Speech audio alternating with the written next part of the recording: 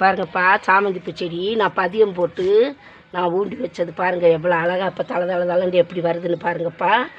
இந்த பாருங்கள், பக்க கிளவிட்டெல்லாம் வருது பாருங்கள், சூப்பராக வருது. இப்போ இதுக்கு நான் வந்து ஒரு உரம் தயார் பண்ணி வச்சுருக்கேன். அந்த உரம் என்னன்னு பார்க்கலாம். இது பாருங்கள், கொத்தமல்லி, அந்த முருங்கைக்கீரை சாரை ஊற்றவும் பாருங்கள், போட்ட விதை ஊற முளைச்சிருச்சு சூப்பராக. எவ்வளோ அழகாக இருக்குன்னு பாருங்கப்பா. இப்போ இந்த சாமந்தி பூ அதிகமாக துளிர் விட்டு நல்லா வர்றதுக்கு இப்போ ஒரு உரம் நான் தயார் பண்ண போகிறேன். இந்த பாருங்க, இது என்ன உரம்னா, இது என்னன்னு பார்த்தீங்கன்னா வெந்தயமும் தேங்காயும் சேர்த்து ஊற வச்சு நான் வந்து அரைச்சி வச்சுருக்கேன். அதாவது வெந்தயம் ஒரு 3 ஸ்பூன் போட்டு ஒரு செடிக்குத்தேன். இது பழைய